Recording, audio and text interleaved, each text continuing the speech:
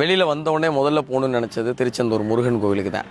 நிறைய பேர் என்கிட்ட கேட்பாங்க, நீங்கள் பகுத்தறிவு பேசிங்க, முற்போக்காக இருக்கீங்க, அப்புறம் கோயிலுக்கு போய் சாமிலாம் கும்பிட்றீங்களே, அதெல்லாம் என்ன கதை அப்படின்னு கேட்பாங்க. நான் ரொம்ப ஆழமாக நம்புறது என்னென்னா, எப்போயும் நேர்மறையாக இருக்கும்னு நினப்பேன். அதே போல் நம்பிக்கை வேணும்னு நினப்பேன். யாரை நம்புறது? நம்மளை நம்பணும். எங்கே சிக்கலாயிரும்னா, நம்ம வெளியில் யாரை வேணால் சந்தேகப்படுவோம், அது பிரச்சனை கிடையாது. ஆனால் நம்ம நிறைய இடத்துல சந்தேகப்படுவோம்ல, அது ரொம்ப பெரிய சிக்கலை கொடுத்துரும்.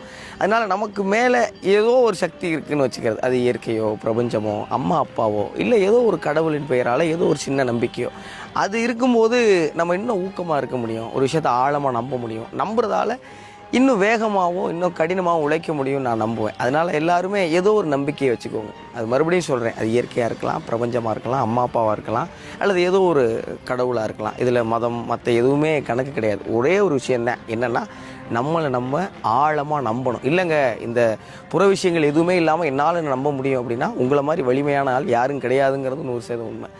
நம்புவோம், எல்லோரும் வெற்றி பெறுவோம். அப்புறம் அன்பு கொடுத்துக்கிட்டே இருக்கிற எல்லாருக்கும் ரொம்ப